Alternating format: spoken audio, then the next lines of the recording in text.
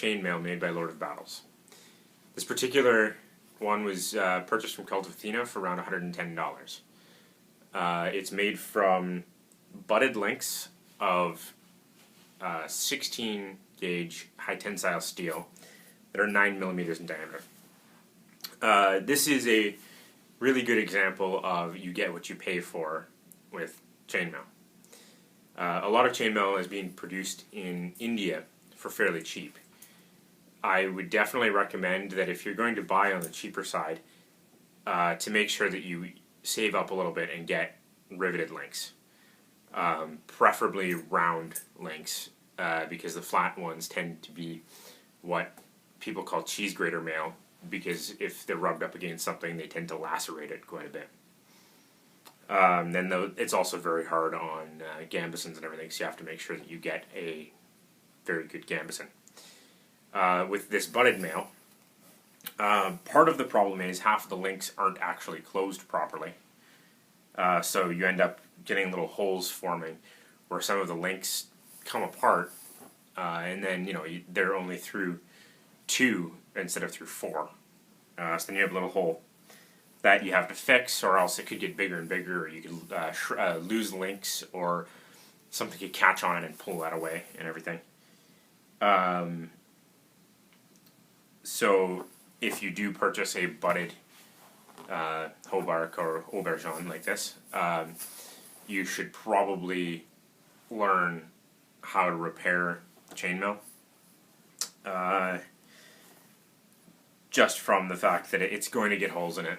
Butted mail does come apart eventually. Sometimes there's stress in the links that causes them to shift apart. This one, though, because it's made of high tensile wire, I find once the links are actually closed properly, they tend to stay closed, because there's a little bit more spring tension on the joint. But that being said, pretty much every link in this has a slight gap. A lot of them have burrs, so it does actually catch on clothing and stuff quite a bit compared to what it should. So I wouldn't recommend this one for a beginner. I wouldn't even really recommend it for anyone at all, unless you're just doing it for a costume. If you're not actually planning on wearing this to fight with steel, you might be able to get away with it for LARP or something like that, but not really for fighting steel. The links tend to tear out and everything on that because it's just butted. Definitely save up for a properly made riveted chainmail. So I got the extra large of this because I didn't know what kind of gambeson or something I'd wear underneath, or padding underneath. It turned out that it's quite a bit larger than I needed. I think the large fits a 50-inch chest, and the extra large fits up to 56. And so there's a few modifications I have to do to it. I'm not going to take in the length or the diameter of this. I do have to trim the sleeves down because it's supposed to be a half sleeve, and it turned out that it's a 3/4, which does give me some extra material to not only do repairs on this when it is needed, and because it's butted, it'll need it. But it also means that I might have enough extra here that I can make an aventail for a helmet. So that should be good. But yeah, if you do get cheap chainmail, and especially butted chainmail, you'll end up having to learn how to repair it.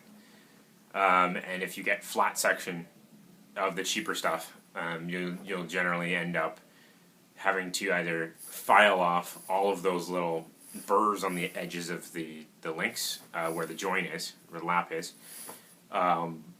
or I've heard of people putting them in sort of a big tumbler, like almost like a rock tumbler or cement mixer without the little baffles in it, with sand, so that it sort of abrades away all of the burrs and everything. And I've also heard of people putting their chainmail in that kind of thing to remove rust as well. So that is that on this. Definitely not a recommended product. It's sort of bottom of the barrel price-wise and quality-wise. Sometimes you can get away with lower priced things. Sometimes they are good value for the money. This is not exactly one of those. Chainmail is something that you really shouldn't skimp on the price. Just from the standpoint that you don't want to constantly be having to patch holes in it. And as little repair as you have to do to things, the better. Maintenance is good, like maintenance of your weapons and everything. And making sure that things don't rust. But that's sort of the extent that you want to go to. Like the equivalent of repairing your chainmail all the time is if you were constantly having to re-rivet your Spangenhelm because the rivets kept popping. Which nobody wants to have to do. So, thank you for watching. Please don't hesitate to like, subscribe, or comment if you like what you see. And thank you to all those people that have been liking and commenting on my videos. That really helps me gauge that people are actually liking what I'm doing, and if I should change anything up. So, thank you.